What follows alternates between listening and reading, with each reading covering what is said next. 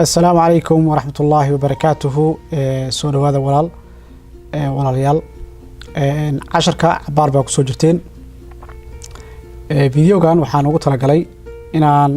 barnaamij aan cashar ku soo darnay inaan kaga hadlo saa la socotaanba dadka inta badan Shopify bay sameystaan Shopify markaad sameysato waxaad u baahan tahay inaad $150 la baxdo informationka aan ku weydiinayna aad soo dirto haddaba service cusub aan ku soo darnay oo ah in WordPress dadka u baahan loo sameynayo maxaan ugu soo darnay sababta maxay tahay maxay ku kala duwan yihiin Shopify waa platform ka qaadanayo $29 iyo 99 cent bishii inuu ku shaqeeyo bil walbo at the same time ha ku shaqeeyo maxmo annagu marka waxaan dhahnay Amazon maadaama approval kaliya aan kaga rabno qofka bisha ugu hore kaliya markuu bixiyo uu iska dhigi karaa laakiin dad badan gadaal waxay ka soo baxeen dhahay inaan website-keena live ahaataan rabnaa alaab inaan ku gadnaan rabnaa qorshooyin noocaas lacagtana $299 kan waa nagu qaali marka qaabka ka raqiisisan waxa weeye waa WordPress weeyaan WordPress waxaan ku sameeynaa $200 way ka qaalisan tahay Shopify-ga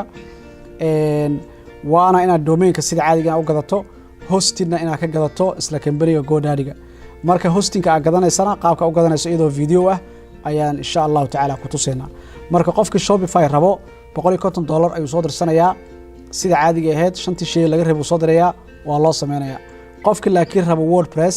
$200 uu soo dirayaa wuxuu soo raacinayaa Shopify account ma furanayo qofkaas wuxuu soo raacinayaa GoDaddy domain-kii uu mataqaanaa gadanaya hosting-kana GoDaddy uu ka gadanaya WordPress-kana waa loo furayaa platform-ka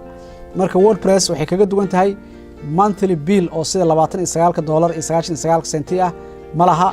GoDaddy sanadkii waxay ka qaadayaan hal mar uswata waxa laga yaabaa hosting-ka inay ku cost gareyso lacag $4 ka yar bishii laakiin hal mar ay ka wada qaataan GoDaddy oo sanadkii hal mar ay ka wada qaataan marka sanadkii waxa laga yaabaa inaad 80 dhowr xoogaa bixiso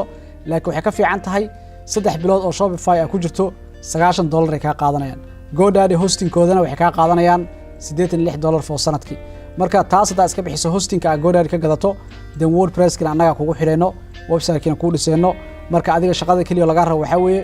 hadaa Shopify tahayna inaad Shopify-ga soo dirsato make sure aad sameyso bisha ugu hor inaad iska xirto saa marka approval-kaada ku hesho insha Allah ta'ala haddii aad WordPress tahayna $200 inaad soo dirsato at the same time-na aad hosting-kana ka gadato GoDaddy aadna mataqaanaa GoDaddy information-kiisa aad soo dirto Shopify account-na aad furan marka farqigaas u dhaxeeyo information dheeraad ah qaabka hosting-ka u sameysanaysana iyadoo video-na waa intuusayna insha Allah. Assalamu alaykum wa rahmatullah.